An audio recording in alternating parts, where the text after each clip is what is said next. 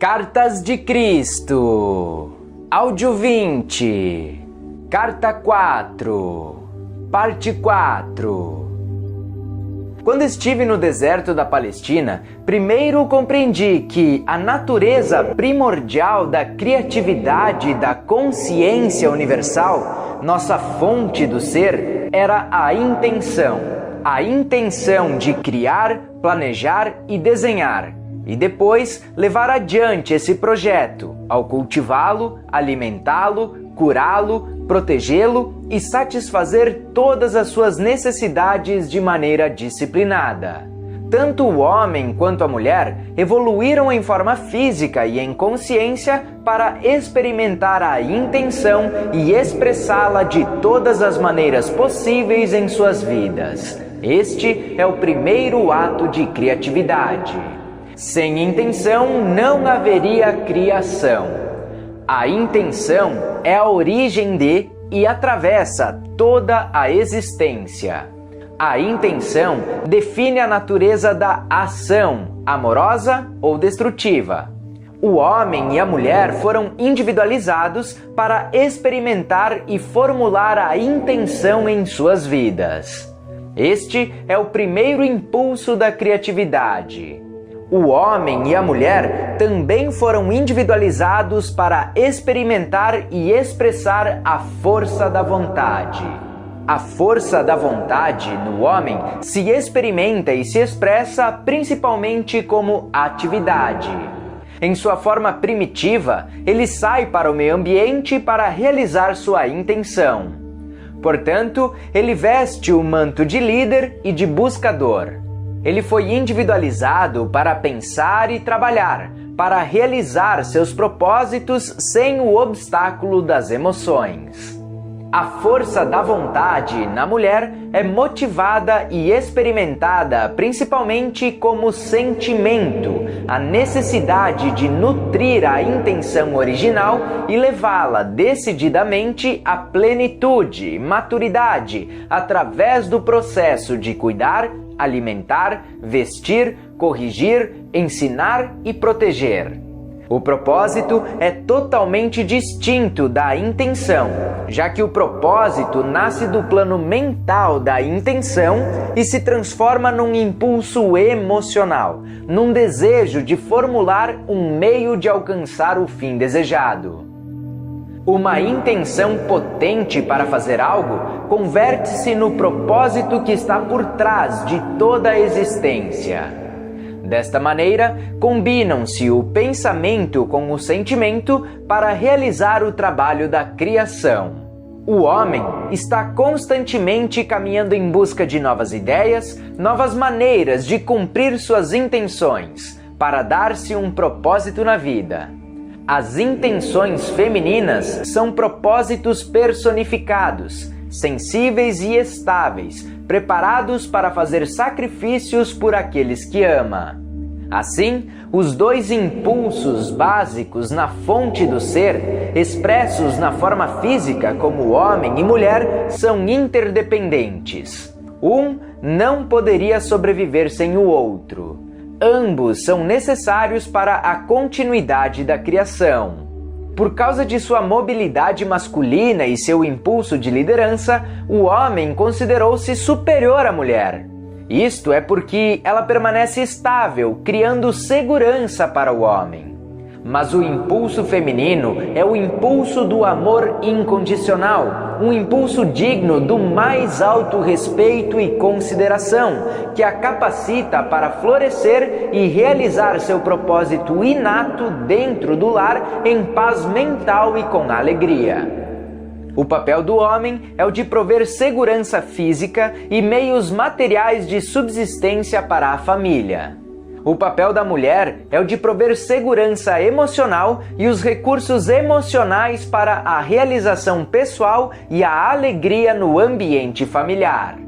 No passado, tanto no Oriente como no Ocidente, o homem exerceu seu papel dominante dentro do lar, tornando a mulher submissa e obediente à sua vontade. Ao fazer isso, desviou e distorceu as energias da consciência divina e as canalizou através de sua mente e coração para uma civilização distorcida. Ele também distorceu a consciência da mulher, infundindo nela um profundo ressentimento pelo seu papel submisso, que ela sabe por intuição que não deveria suportar. E assim, ele criou um modo de vida degradado e degradante para si e para sua companheira, e inteiramente em conflito com a natureza de sua fonte do ser. O fato de que a mulher tenha sido levada a exercer seu impulso masculino de agressividade para expressar sua igualdade do ser, a fim de ganhar o respeito que merece dentro da sociedade, significa que a sua civilização tornou-se totalmente desestabilizada e doente. A mulher, por desespero, está usurpando o papel masculino, mas ao fazê-lo está frustrando a intenção por trás da criação.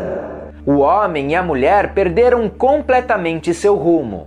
Nos países subdesenvolvidos, as pessoas vivem somente pela metade, tentando solucionar a divisão entre o homem e a mulher através do sexo casual. Como consequência, o homem e a mulher ficam ainda mais divididos e insatisfeitos. O conflito na unidade familiar gera estresse, miséria e separação, mesmo vivendo sob o mesmo teto. Nos países desenvolvidos, entre aspas, os consultórios psiquiátricos estão cheios de pessoas e crianças infelizes que dizem não saber realmente quem são, ou qual é seu propósito na vida. Fazem esta pergunta aos especialistas, entre aspas, que também não sabem a resposta. Também é preciso lembrar que cada pessoa, homem ou mulher, tem lições a aprender na vida que somente podem ser aprendidas no sexo e na raça na qual cada um se encontra. Por isso, uma mulher deve aceitar seu papel na vida como a provedora de amor e segurança emocional para seu companheiro e filhos, com a dignidade e respeito para com ela mesma, e realizar tudo com o melhor da sua capacidade. Ela deve reconhecer que o papel de provedora da segurança emocional é absolutamente vital para a sociedade. Ela proporciona a cola de amor e bem-estar que mantém unidas as famílias, as cidades e os países. Quando ela compreende quais são seus verdadeiros lugar e objetivo na sociedade e procura realizá-lo da maneira mais elevada possível, está movendo-se rapidamente para o caminho do amor incondicional e vai rumo às recompensas mais altas de realização pessoal e de felicidade. Ao mesmo tempo, se move para um nível mais elevado de consciência. E em sua próxima vida, talvez volte como um homem, que trará grandes benefícios à humanidade. Do mesmo modo, os homens espiritualmente evoluídos, inclusive mestres espirituais, voltarão à vida na Terra para aprender a verdadeira humildade e para colocar todos os seus elevados princípios de existência na prática diária, na forma de uma mulher amorosa, que cumpre sua missão de mãe com sabedoria e que nutre todos os que têm necessidade do que ela pode oferecer. Onde está, então, a desigualdade? Tire a venda de sua visão e intelecto limitados para ver claramente que não deve haver desigualdade, apenas intenções compartilhadas para expressar da maneira mais espiritual tudo o que ambos trouxeram da consciência divina para poder alcançar a felicidade mais elevada possível na Terra.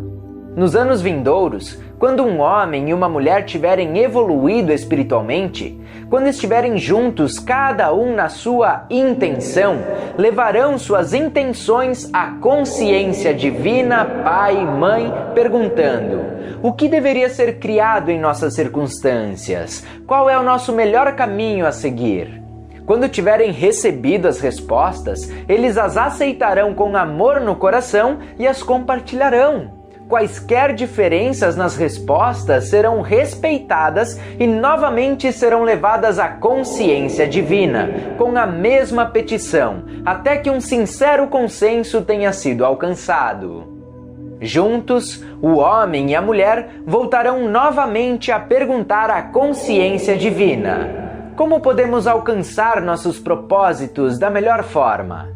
E novamente compartilharão suas respostas e continuarão perguntando, até que finalmente possam chegar a um plano realizável, o qual foi concebido não somente no cérebro humano, mas também na mais elevada dimensão de criatividade, a consciência divina. Trabalhando juntos desta maneira, finalmente eles experimentarão a felicidade da verdadeira unidade de alma, mente, coração e corpo. Finalmente, o homem não poderia existir confortavelmente sem experimentar e manifestar também algo do impulso feminino. Necessita de emoções para unir-se à sua mulher, filhos e a outros relacionamentos, colegas de escola e do trabalho, companheiros e amigos. Sem alguns sentimentos cálidos, seria um monstro frio. Com frequência, se é uma alma antiga, ele mantém vivo o calor e o carinho das encarnações anteriores, em que foi uma mulher. Quanto mais evolui espiritualmente, mais equilibrados são os dois impulsos sexuais dentro de sua natureza. Isso também se aplica às mulheres. Da mesma maneira, a mulher não poderia existir confortavelmente sem um pouco do impulso masculino. Sem a capacidade de planejar de maneira inteligente, a sua casa seria um desastre. Também existe a possibilidade de que tenha sido uma forte personalidade masculina em sua encarnação prévia e que se sinta desconfortável no papel feminino de sacrificar-se pelos demais. Essa mulher deve pedir à consciência divina que clarifique a sua visão, para que possa ver que, sem amor pela humanidade, a liderança é um exercício perigoso. Quando homens e mulheres se aproximam igualmente do equilíbrio de suas naturezas, masculina e feminina, dentro de si mesmos, sua tarefa na vida é a de transcender seu impulso sexual, alcançando o amor incondicional para com todas as pessoas e dirigindo esse impulso para a criatividade pura, tal como nas artes. De tais pessoas se fazem os mestres. Mestres de si mesmos, mestres da criatividade, mestres da consciência humana, mestres da matéria. Lamentavelmente, no tempo atual, seus homens e mulheres que estão se aproximando do equilíbrio de suas naturezas masculino, feminina em si mesmos, não têm indicações sobre o que devem ser suas verdadeiras metas. Perderam o rumo e criaram uma sociedade adulterada entre eles, na qual a alegria e a satisfação pessoal que buscam são negadas a eles, devido às suas preocupações pelas funções corporais mais do que pelas conquistas espirituais. Continuarão sendo pessoas infelizes, atormentadas pelos conflitos, até descobrirem a verdade sobre quem eles são verdadeiramente. Ao falar do papel feminino na vida, também se deve dizer que muitas das mulheres modernas nos países desenvolvidos alcançaram um alto grau do impulso masculino nos últimos 100 anos. Elas devem escolher cuidadosamente suas prioridades na vida. Não têm que sentar-se em casa paralisadas e entediadas, mas ficarão mais felizes e serão pessoas mais realizadas se dedicarem sua inteligência e habilidades à criação de novos modos de vida construtiva para toda a família. Neste momento, pode ser que não saibam como fazê-lo, mas a meditação trará às suas mentes a inspiração necessária sobre a melhor forma de utilizar seus poderes de liderança e seus talentos para a felicidade de todos. Os homens que tiverem desenvolvido uma maior capacidade de empatia com as mulheres e com seus companheiros homens, também, através da meditação, seguida pela inspiração, encontrarão modos mais elevados para expressar sua capacidade de liderança em seu trabalho, proporcionando felicidade aos demais. Por que nós tratamos do tema dos sexos tão profundamente? Isto foi absolutamente necessário devido à batalha dos sexos, tanto no Oriente quanto no Ocidente, estar criando condições doentias na Terra. Isto propaga a agressão e contamina com raiva e hostilidade. A liberdade sexual trouxe o mundo até um ponto crítico de extinção pela propagação da AIDS. Todos os vírus são criados dentro das forças da consciência destrutiva. Vocês devem entender que os seres humanos criam seus próprios vírus. Cada vírus é um impulso destrutivo da consciência viva materializado. Ele tem como alvo o que o impulso da consciência destrutiva mirou no momento em que o vírus tomou forma. Falei muito claramente sobre esse aspecto da existência quando estava na Terra na pessoa de Jesus. Os judeus tinham a rígida tradição de lavar as taças antes de beber delas. Disse a eles explicitamente que não deveriam preocupar-se sobre o que entrava pela boca. Deveriam preocupar-se mais pelo que saía de sua mente e do coração, e depois pelas suas bocas.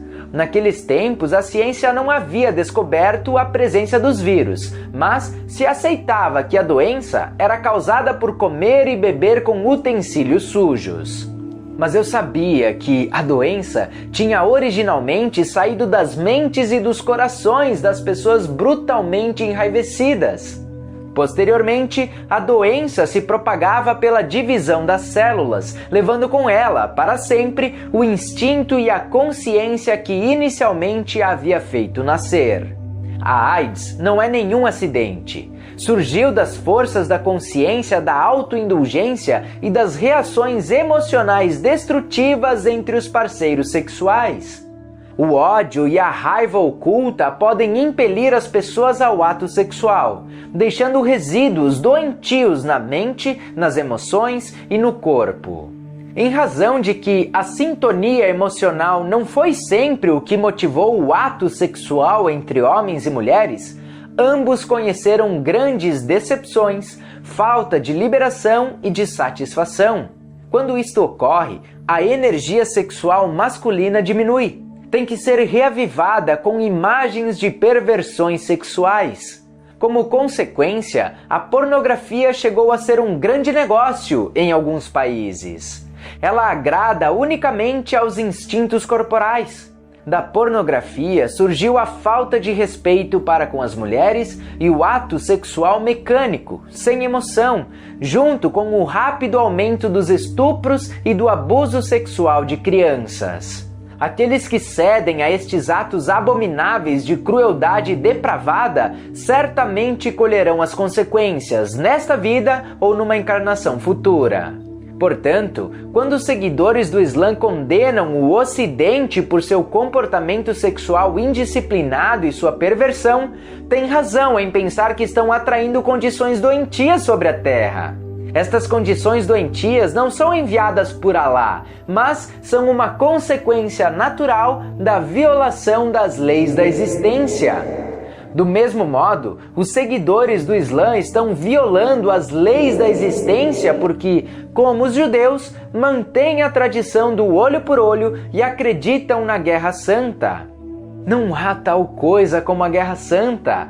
Há unicamente a realidade do santo perdão e da santa reconciliação, que trata o seu irmão, seja seu inimigo ou seu amigo, com amor e compreensão.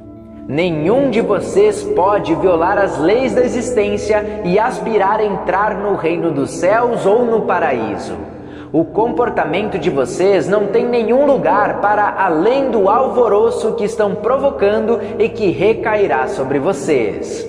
Nós vamos deixá-los com estes pensamentos, os quais nós pedimos que vocês recebam profundamente em sua consciência e que façam bom uso deles em sua vida diária. Recomendamos enfaticamente que se reúnam em pequenos grupos sem preocupar-se com crenças religiosas, usando as cartas como orientações em suas vidas diárias. Desfaçam, se puderem, seu condicionamento e unam-se em verdadeira humildade como pessoas dispostas a aceitar que sabem pouco da verdadeira espiritualidade, mas que estão fortemente desejosos de aprender a aumentar a espiritualidade em suas vidas. Como muitos de vocês sabem, estão entrando numa nova fase da história mundial, durante a qual se verá que a grande separação já não se encontra entre os ricos e os pobres. A grande linha divisória estará na consciência. A divisão estará entre aqueles que tenham sido capazes de encontrar a entrada para a consciência espiritual superior e irradiar amor e aceitação igualmente para todos, amigos e inimigos, e que terão como meta a irradiação da consciência divina em cada faceta de sua vida diária, e entre aqueles que permanecerão fechados dentro dos impulsos de seu ego, buscando dominar os fracos. Pode ser que pareçam ter sucesso durante algum tempo, mas no fim fracassarão e será grande o sofrimento na escuridão que eles mesmos criaram. Estas cartas são o meio de vocês saírem da escuridão e entrarem na luz. Conforme você buscar a elevação de suas frequências de consciência espiritual, irradiando o amor para todos de maneira incondicional, assim irá passando por uma lenta ascensão de consciência, a qual terá um efeito dinâmico em sua saúde física e em suas condições terrenas. Dependerá de vocês, pessoas corajosas, a elevação da consciência mundial. Emergirão fortes e decididos do conflito que se aproxima e começarão a construir outro tipo de consciência mundial. Introduzirão o início do progresso espiritual, técnico e econômico, e a paz mundial para os séculos vindouros. Eu, o Cristo, falei.